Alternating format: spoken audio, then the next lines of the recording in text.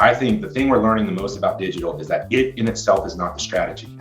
It is a tool that drives strategy. And what Mike Todd in Transformation is able to do through their platform is really tailored towards the strength of the organization versus a 12 Stone or an LCBC or a Chase Oaks who is also using digital, but to accomplish something that's more core to who they are. So I think the answer lies in, what is unique about your organization and how you're introducing people to the gospel in your community. Hey, welcome to the Missional Marketing Podcast. I'm Bart Blair, joined as always by the CEO of Missional Marketing, Jason Hamrock. And our goal is to help your church grow by leveraging digital marketing and effective communications. That's what we're all about at Missional Marketing. We want to help you as a church leverage the digital tools at your disposal to reach more people online. And Jason and I recently had the opportunity to sit down and have a conversation about this very topic, reaching people online, with Nathan Artt from Ministry Solutions. I tell you, this is an exciting podcast because, hey, church, your goal and your objective is to connect with people, right? And help introduce them to Jesus. Nathan is your guy. You're going to want to listen to this podcast because he is the target audience of who you're looking for. Absolutely. It's a great conversation. He has a great personal story of faith, and you're really going to appreciate some of the insight that he shares with us. We appreciate you tuning into the podcast. We know that you have choices about the way that you spend your time, and the fact that you decide to let Jason and me invade your earbuds or your car or wherever you're listening to this. We do appreciate it. Make sure that if you haven't subscribed on whatever medium you listen to this or watch this on, that you subscribe. And if you would be so kind as to leave us a rating or review and comment, we'd really appreciate that as well. And with all of that being said, here's our recent interview with Nathan Artt from Ministry Solutions. Nathan Artt, thanks for joining Jason and me. We want to welcome you to the podcast today. Yeah, thank you guys. I'm looking forward to being on. Hey, so we just met today. We have already had a half-hour conversation about some really, really awesome stuff. And some of that, I'm sure a lot of it is going to come up into this recording, into the conversation that we're having now. But before we get into the meat and the heart of what we want to chat about today, why don't you share with our audience a little bit about your story, your faith story, your journey into ministry, and a little bit about what you do today? Yeah, sure. So just a very long story short, of course, commercial real estate development, private equity. But more importantly, I was the guy that absolutely swore I would never go to church, step foot inside of a church. I was way too smart for that, at least I thought. But I just was not a church person. But ironically, my mentor, who was a Jesus or is a Jesus follower, gave me a DVD series from Andy Stanley. That I found fascinating. He did not ask me for money, and he did not seem too crazy, but it was very engaging. And so from that, I'm like, all right, this is cool. And then the next step was I met some guys from Buckhead Church and actually joined a small group. I didn't realize that was a technical term at the time, but became a Christian actually before I ever stepped foot inside of a church. And that's why I love this conversation. And then 2 or 3 years into that journey, I was trying to figure out what life would look like with this faith. And I was fortunate to get connected to someone at North Point through a small group who asked me, he was over the strategic partner team. And he said, man, we have all these churches around the country making real estate and finance decisions. Would you mind just taking a look under the hood and letting us know what you think? And I was exposed to the world of church real estate and church finance, which was very different from the world that I came from. And just started working with churches, helping them better understand how to create financial models and multi-site models that actually drive real estate decisions versus the other way around. So 9 years later, we've funded and managed about $1 billion worth of those projects. And but a couple of years ago, I was really fortunate, work with a lot of awesome executive pastors, and just another long story short, was asked to put together an event for XPs. And that event filled up and it attracted some amazing business leaders. And here we are 2 years later, hosting events and leader groups around the country, connecting leaders to each other and to the best thought leaders that we can find in ministry and business. And so those are the things I do. Oh, wow. Okay. So the last couple of years, it's turned everything upside down. But even before that, we were talking about e-commerce, online. The difference between a physical and an online experience with retail. But Talk to me about where's the church headed in this space? What you talked to a lot of churches. What do you think is going to happen? Well, I think there's a lot of conversation. I'm excited because we get to just see and be a part of conversations. And the first thing I would say is this: I think the thing we're learning the most about digital is that it in itself is not the strategy. It is a tool that drives strategy. And what Mike Todd in Transformation is able to do through their platform is really tailored towards the strength of the organization versus a 12 Stone or an LCBC or a Chase Oaks who is also using digital, but to accomplish something that's more core to who they are. So I think the answer lies in, what is unique about your organization and how you're introducing people to the gospel in your community. But that comment though, I became a Christian in a church who says, hey, we want to be a church that unchurched people want to attend. And I think how we define those last two words, to attend, will have everything to do with how successful we are in reaching people in the next 5 to 10 years. Yeah. What does that mean to attend? What does that mean to engage with us? Do we say we want you to belong before you believe, as long as you come to our building to do it? And what I'm seeing is that this invitation, very similar to what happened with the Gutenberg Press, very similar to what happened with Acts 2 and the original church, is we are seeing the gospel moving outside of buildings and amongst this movement of people being activated by the Holy Spirit. And it's a beautiful thing to watch. It's watching the church also get comfortable with separating the why we exist with how we exist, which has been somewhat the same as that going to church on Sunday is being a Christian. And we're seeing that being decoupled at the moment. You said something earlier before we hit the record button, and it was around the idea that when you invite your neighbor to church, it's not necessarily you're inviting them to church.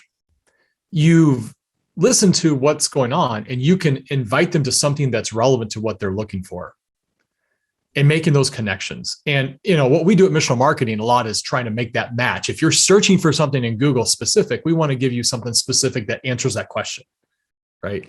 And so when you think about how retail has, like you mentioned earlier, if you search for something, everybody knows this, right? We're not saying anything that people don't know. You search for something online on Amazon, you're going to start seeing a whole lot of things that relate to what you searched for. How can the church learn from that and react to it and get better at engaging with people? What's your thoughts on it? Well, I thought we had 30 minutes, but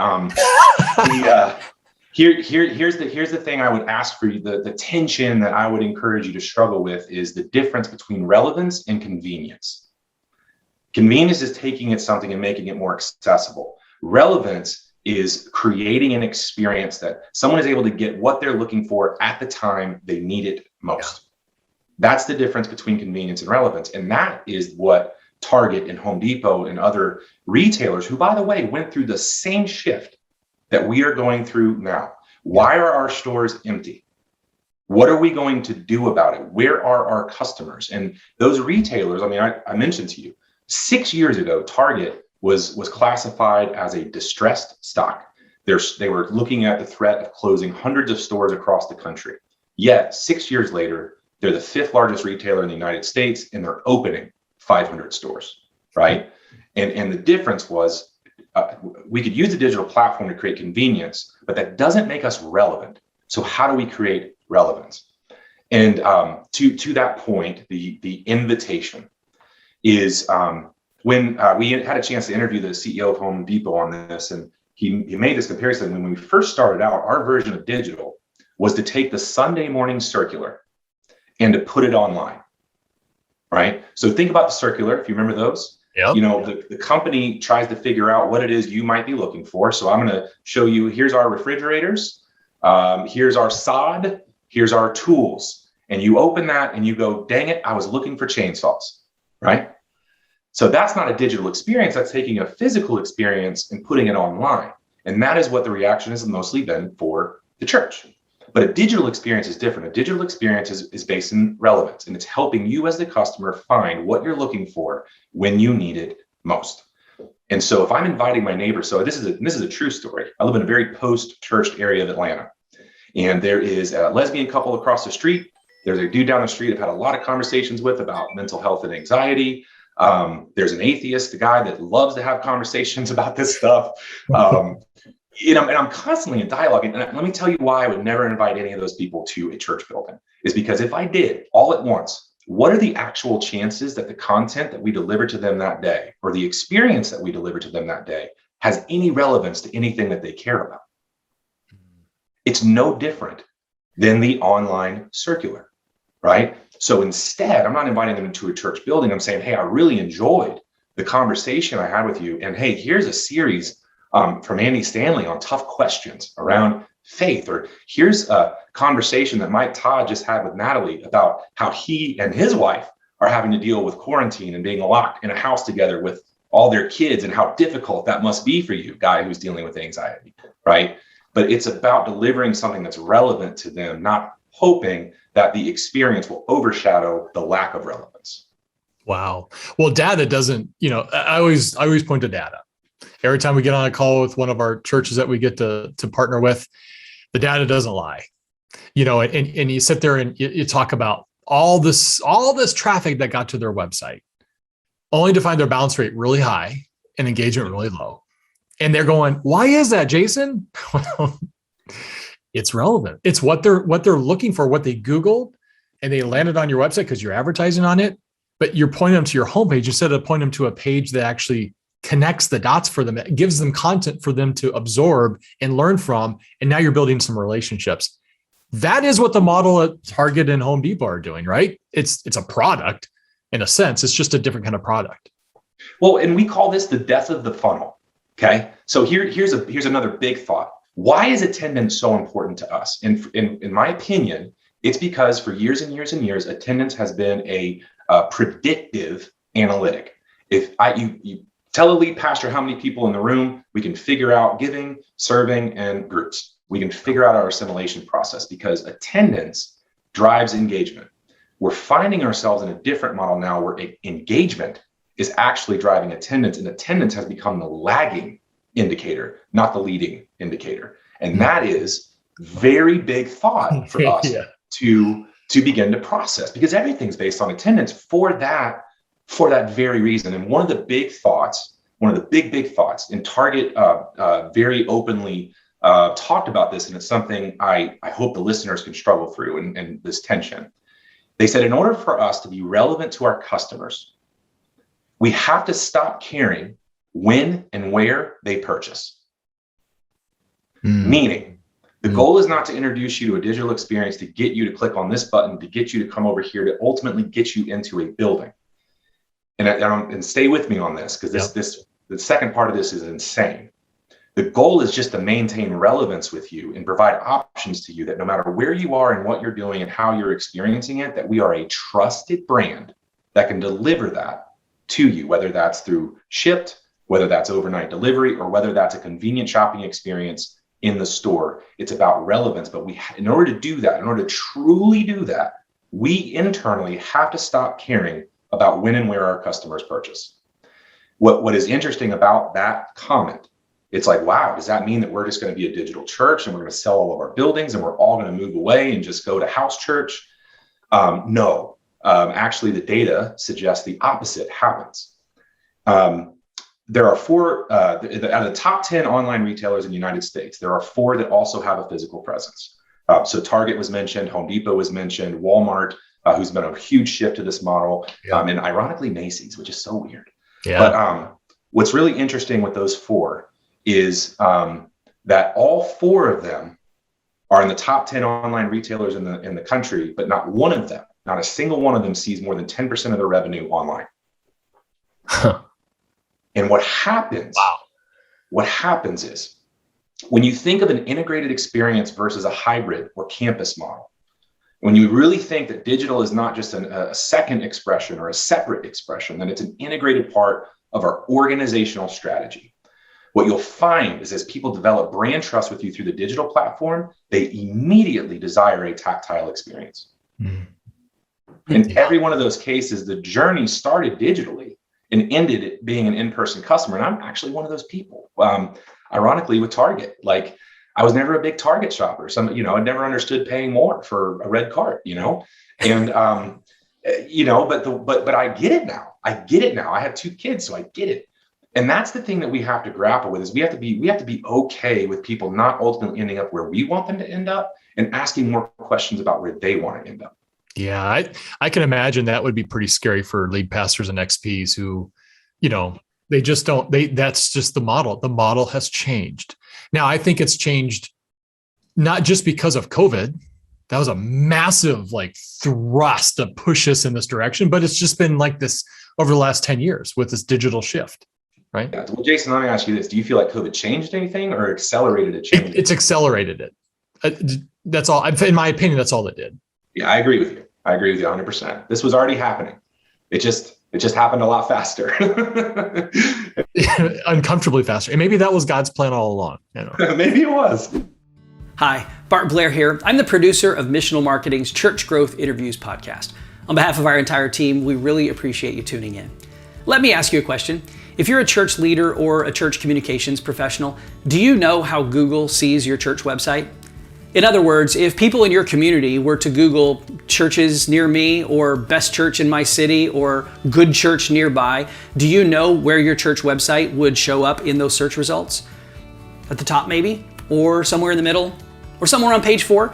There's a common misunderstanding that if we simply build a great website and we launch it, that Google will somehow work its magic and people will find us online. But there's a bit more art and science to making sure that your church website shows up in the top of those search results. And that science is called local SEO, or local search engine optimization. And at Missional Marketing, local SEO is one of the core services that we provide for churches all across the United States and Canada. And we'd love to help you. If you'd like to learn more, click to our website at missionalmarketing.com and follow the link at the top of the page that says Church SEO. You can request a free local SEO report to see how your church is showing up in Google these days, and you can schedule an appointment to talk with Jason or with me or with one of our other digital strategists to help you decide whether or not a local SEO boost is right for your church. Hey, again, we appreciate you tuning into our podcast, and we look forward to the opportunity to serving you in your church and reaching more people for Jesus. Now, back to the show. Yeah. Nathan, you said something a minute ago that I can't leave it. I need to kind of camp on it for a minute. And that's the way that you define the word relevance is very different than I think the way our North American church has defined relevance for the last 20, 25 years, 30 years maybe now. And let me try to restate what you said. Relevance is taking something that's important to someone and delivering it to them in a time or in a manner in which it's convenient and helpful for them, right? I mean, I'm kind of summarizing what you said there. If I'm Home Depot and I sell hammers, but I only sell the hammer on this particular day at this particular time, then I'm not really relevant to people who are looking for hammers because I've made this product only available in this little window of time. And when we look at the way that the church tends to function, my goodness, my phone's going like crazy. Sorry, I should have turned it off. When the church would argue, a lot of churches I think would argue this, but no matter how much ministry activity we do, no matter how much we're trying to build ministry around ways that we can engage people in our community, we still build everything around a 60-minute service, 70-minute service on Sunday. And most of that is around a 30 to 40-minute sermon that's delivered on Sunday. Like, by and large, this was one of when churches had to pivot in 2020 to go online. The one thing that everyone was the most concerned with is, how can I preach to people via video into their living rooms so they can watch the service? That's the piece that we felt we had to replace, which just reaffirms that we still consider that 30 to 40 minutes of preaching on Sunday a significant pillar to what we do. But we only deliver that for 30 minutes, 40 minutes on a Sunday, on a specific day at a specific time, unless we are taking that and then repurposing it and redistributing it through digital means, like the DVD set for the Andy Stanley series that you got, or YouTube or our website or what have you. And one of the challenges that I'm having with churches, not a challenge I'm having with churches, but one thing I'm challenging churches to think through is when you're planning your next sermon series, instead of just thinking about it as being these 4 weeks in January or 4 weeks in February that we're going to teach on this particular topic, and put all of your eggs into the basket of how can I get people into the room to hear this for these 4 weeks, think about how you can preach and develop content that lives on in perpetuity through digital means going forward. Because if I preach digestible format. Yeah. I've got one church in particular I'm thinking about. Last year, preached a series on having a strong faith during times of stress and anxiety. One of the most watched YouTube videos that they have on their entire YouTube channel. And it was preached in July of last year. And for the church, it was a moment in the past that's already gone. They've preached 26 or 28 sermons since then, and they're not even thinking about it at all. But I'm like, yeah, but the people that you're trying to reach are still finding that video online, and they're still connecting with the church digitally because they're still finding that content that's 26 weeks old or 126 weeks old. So I love what you're saying there about the timeliness and its relevance to relevance. That was a weird thing to say, but the relevance of timeliness as it relates to relevance. Yeah, 100%. We can even unpack that a little bit more, because I think so we had a chance, like I said, to interview Frank Blake, and he said, the most foundational element of a digital strategy is your search bar. That's a deep conversation. Yeah. But the point of it is getting to know people and what they're looking for, and making, so much about the church. By the way, the reason that model is so big about getting people into a building on stuff is because it worked. It did. It had its season, just like Target having 140,000 square foot stores. That was a real day. That happened and it worked. We're just not in that time anymore. So that's why we stick to it. It's what we know, and it worked, and we want it to work again. Unfortunately, Sears and JCPenney are great examples of what happens when we hold on too tight to those old models, right? But to your point, even in that, right? So search bar, if we just pick the 5 to 10 things that are going on right now: divorce rates, dealing with marriages in ways that we've never had to before, dealing with anxiety, depression.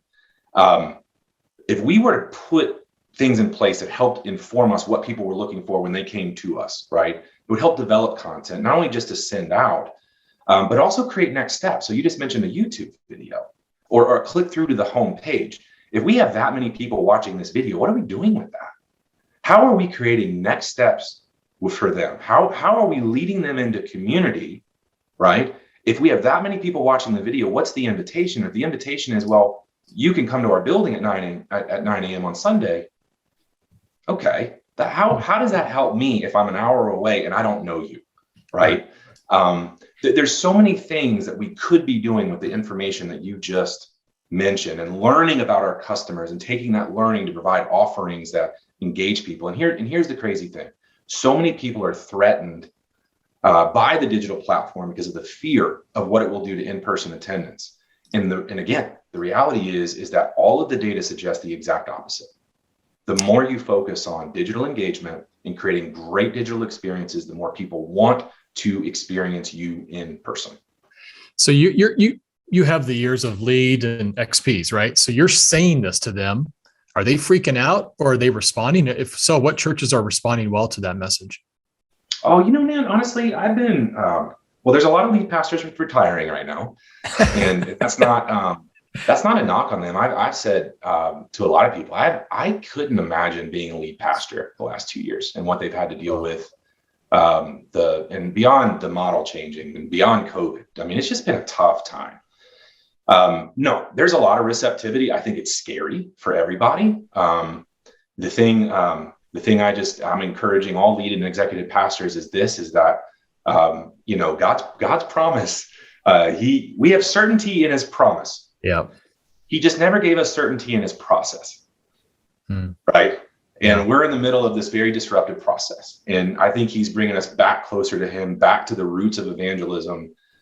Crossroads just did a study showing that there are 73 million people in America who would be open to engaging with Christian people and Christian content. They avoided the word church for a reason.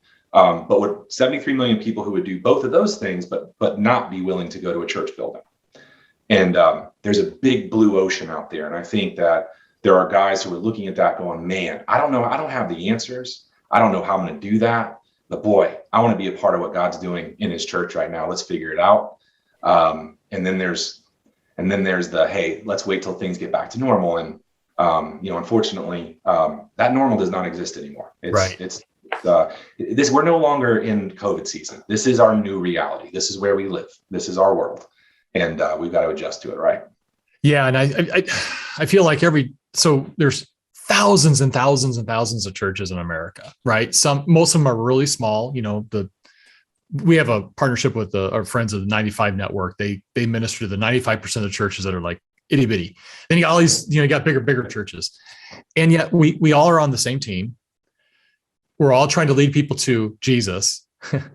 And you look at that and go, how do they adopt this strategy? Because you talk about Target. Well, it's one company, multiple locations, so they can reproduce themselves. So it's a momentum can get, when they're doing it right, momentum can gain. It's like with churches, we sometimes this drives me nuts. Churches look at each other and go, that's the competition. Drives me nuts.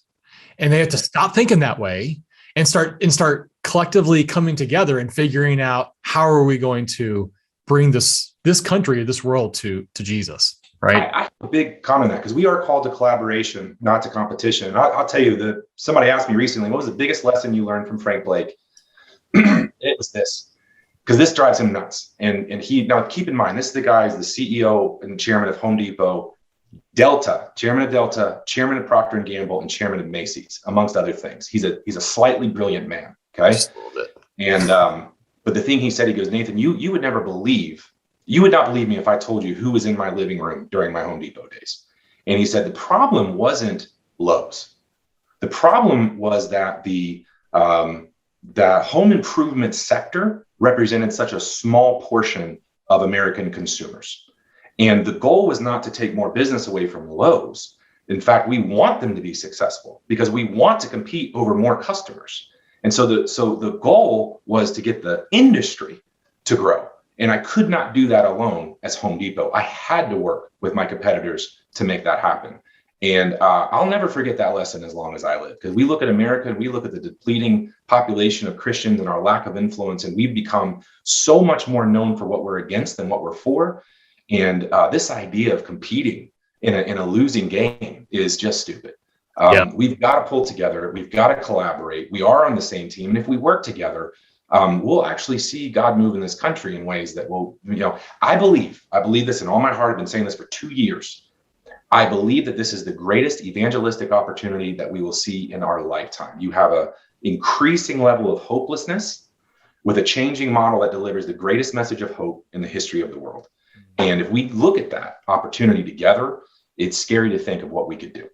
Wow. It's funny. So I live in the Phoenix area, and my son, so in Phoenix, there's like pockets of land, and they're all car dealerships. There's like 8 or 10 of them. And my younger son goes, why would they do that, Dad? Aren't they competing against each other? I said, well, son, the reason why they do that is they want all the people who are wanting to buy cars on their property. And then they can compete against each other with the best price. But they want to get all those people to that location. So they're driving around. And he's like, interesting. And I immediately went to the church world. I'll go, get this church here, and there's a church over there and a church down the street, and they never talk to each other.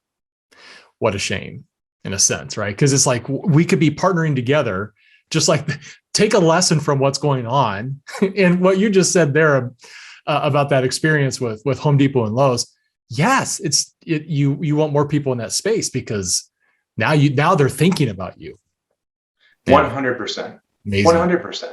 But I think too, I will say this, through COVID, I have seen the level of collaboration increase incredibly. We're like one of the things we do a lot of leader groups, we do a lot of events. And I think a couple of years ago, those people would not always show up to learn and network with other people. And we're seeing a lot of that right now. And I'm grateful for that because it's not always been that way. And But we're not going to do this alone.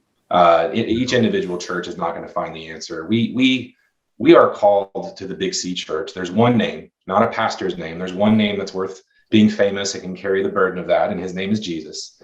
And I think this next phase, I hope one of the identifying characteristics of the church is our ability to collaborate around that idea. So a lot of the people that listen to this podcast are usually mostly church communications people. They're staff members in the church. At some level, they're overseeing communications or in communications, and some XPs and some lead pastors that tune in. What would be your advice to them, or what's a thought that pops in your head that you'd want to share with them? Yeah, fall forward right now. I mean, here's I would say two things. I would say, don't look at this as a program to add.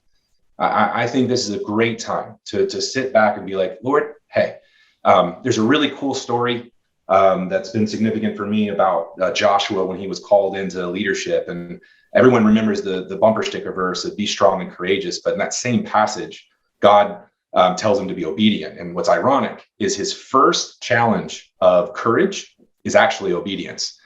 Joshua, lay down everything you know. Lay down everything you know. Your armies and the military and your weapons and, you tell me to be courageous. I'm like, hold my beer. I'm taking the wall. Right. But Joshua, courage was actually obedience. It was trusting the unknown. It was trusting God in the unknown. That's what takes real courage. And so that's what I would invite you guys to, but a life of significance really does start with that choice of obedience. It's not about who I am, what I know, and what I can do. It's God. It's about you. It's about what you're up to and how I can be a part of it. And as long as that's your posture, you'll figure it all out. So that's my first, I would say, is just lean in, man, with your teams. I want you to feel I want you to feel the joy of your calling without the burden of the results. You're not in the results business. There's only one that can do that. Okay. So, but here's the other thing too, in order to become a Hall of Fame hitter, you only got to hit 1 out of 3. Steph Curry still misses more threes than he makes. We have this idea that we have to have it all figured out in order to move forward and get it right, and just get rid of that idea. I would say be really successful right now in Jim Collins calls it shooting musket balls before cannonballs, right? Get ranged in, try things, see if they work, learn from them, and adapt. Getting from where we are to where we want to be is going to be a little bit of a journey, and I hope you accept that, but be open to that change. Be open to the idea that you don't have to have all the answers right now, and continue to learn. But I think that starts with the willingness to say, hey, I don't have all the answers right now, but we know we're not going back that direction. So what is it we are going to do? I think that willingness and that humility to accept that right now is probably the biggest thing. Yeah. Where do you get your inspiration? Who do you follow? Who are you reading? Well, I read a lot. As you can tell, I'm a little bit of a nerd, but yeah, man. My inspiration, I love biographies. I love the stories of guys. You hear about all these fascinating people, and then when you read their biography, you're like, wow, you are as screwed up as I am. So I always love reading biographies because they make me feel better about myself. But in all seriousness, man. So yeah, I got done George Washington, John D. Rockefeller. The most fascinating one in the past 2 years has been Leonardo da Vinci, though. He may be the most fascinating human of all time. And a little crazy. A lot crazy. Yeah, okay, the dude a lot crazy. Yeah, centuries too early. Yeah, he was very much ahead of his time. Wow. But yeah, man. I mean, that's for me. Well, your faith story, like how you came to Christ, that is so incredibly awesome. By the way, that before you even stepped foot in a church, or you just didn't care about church, but you got to know Jesus. And that's where you made that decision to follow him. And that led to church. Let that sink in for people. We have that backwards almost every single time. It's like, you got to get yourself into church, and then you're going to meet the one who can change your life. And that didn't happen for you. Yeah. And I know we're running out of time, but I would say this. I would say to think about the 2 decisions and not the 1 decision that you're asking people to make. So for me, I had a really bad experience with Christians growing up. And my story is basically this. Like I grew up in affordable housing. Both my parents left before I even graduated high school. And the way I was treated was hard for me. And I just was like, I don't want to ever put myself through that again. The thing that's crazy, man, is I never had a problem with God. I never, like, there was a part of me always, and I believe this is in every human, is an innate desire to believe that he exists. We believe in God. We have a hard time reconciling a good God with the people and the experiences that we have, right? Yeah. And so think about this from an identity perspective, that if every person you meet hopes for the invitation of the gospel, inherently hopes, but doesn't identify as a church person, are you asking them to make too many decisions at one time? Meaning, can we be relevant to people and invite them into the story of the gospel without also simultaneously asking them to change their identity? Because for me, I couldn't go to a church building because I am not a church going person. I don't go to church. That's for the people who need to feel better about the crap they do on Saturday night. That was how I felt about church, right? So you were asking me ultimately to make two choices, not one. And the person who ultimately asked me to only make the one choice I inherently wanted to make is the one who led me to Christ. Wow. Boom. Okay. Wow. We've got the top of the funnel wrong, right? We used to, and you kind of hit on this earlier, Nathan, the top of the funnel once upon a time was people walking through the front door of your church building.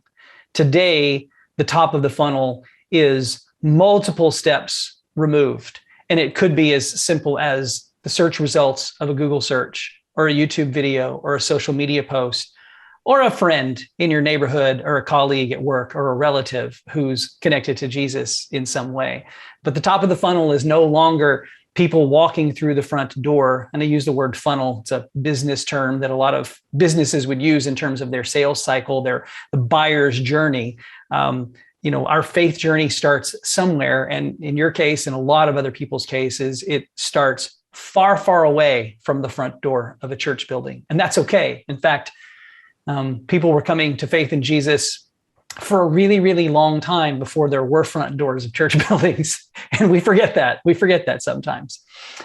We do, for the sake of time, need to wrap this up. This has been an absolutely fascinating and phenomenal conversation. I'm going to hang on to your email address, Nathan, and probably hit you up to do this again another time, because we really only scraped the surface on some things that we could have been discussing. The irony is you wrote a blog post called "How Digital Will Change Multi-Site for Churches," and that's what got my attention, and that's what we were going to talk about in this podcast episode before we started talking about all this other stuff. So I'm gonna go ahead and link to that blog post in the show notes of this podcast in case somebody wants to read that. But hey, as we wrap up, if people want to connect with you, what's the best way for them to do that?